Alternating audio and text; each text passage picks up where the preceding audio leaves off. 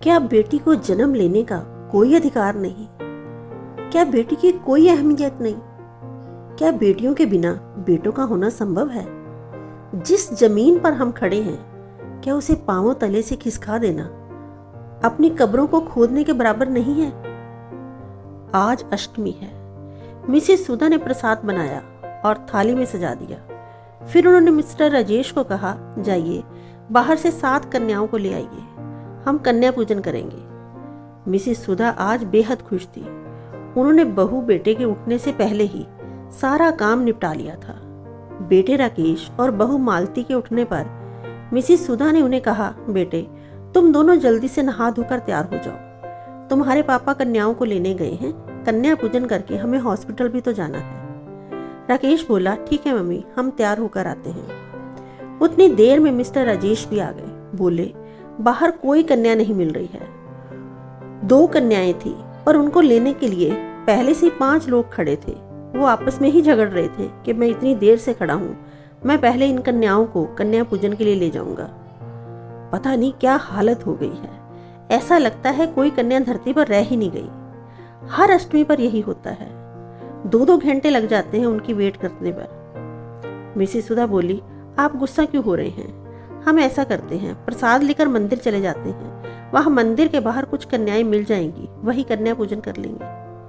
Mister Rajesh को ये बात ठीक लगी। दोनों कार में मंदिर गए, पर वहां भी उन्हें कोई कन्या नहीं मिली। हार कर वह प्रसाद को गौशाला में दे आए। पर घर आकर मिसेस सुधा तुनक कर बोली, क्या जमाना आ गया है, कोई कन्या ही नहीं मिल रही। ऐसा ही चलता रहा तो ये कन्या पूजन का रिवाज खत्म ही हो जाएगा।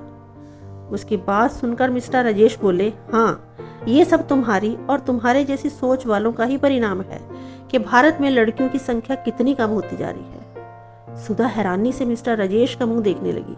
बोली, मेरी वजह से? मिस्टर राजेश बोले, और नहीं तो क्या, आज जा रही हूं ना बहू का गर्भपात करवाने।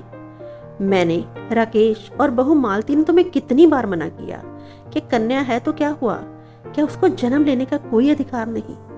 तुम कहती हो पहले से ही एक पोती है, दूसरा तो पोता ही चाहिए। क्या तुम भूल गई हो कि तुम और तुम्हारी 2 बहनें भी कन्या ही थी?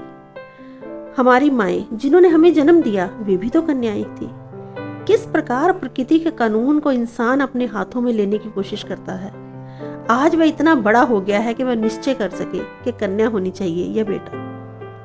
मनुष्य के अलावा किसी जीव जंतु में ये भेद नहीं। सुधा, जरा सोचो, अगर तुम नहीं होती तो क्या ये राकेश होता, क्या राकेश के भाई होते? मैं तो शुरू से ही इसके विरुद्ध हूं, पर तुम्हारी जिद के आगे मुझे हार माननी पड़ी। सुधा, जरा सोचो, अगर कन्याएं ही नहीं होंगी तो बेटे कहां से पैदा होंगे? आज धरती को कन्याओं से खाली करोगे तो बेटों को कहां से पाओगे? अल्ट्रासाउंड लिंग परीक्षण के लिए नहीं है, सिर्फ बच्चा गर्भ में सही डेवलप हो रहा है या नहीं, ये देखने के लिए है। पर तुम लोग उसका गलत उपयोग कर रहे हो। सुधा, अब भी होश में आ जाओ। मिसेस सुधा रूहांसी सी होकर बोली, बस कीजिए, आज मेरी आंखें खुल गई। मैं जान गई हूँ कि प्राकृतिक रूप से लिंग अनुपात बना रहता है। उतनी देर में राकेश और मालती भी आ गए। बोले, मम्मी हम तैयार हैं। मिसेस सुधा बोली, मालती तुम आज के बाद आराम करोगी, कोई काम नहीं करोगी, ताकि मुझे एक सुंदर स्वस्थ पोती दे सको जो मेरे जीवन की बगिया को महका सके। ये सुनकर सबके चेहरे खुशी से खिल उठे।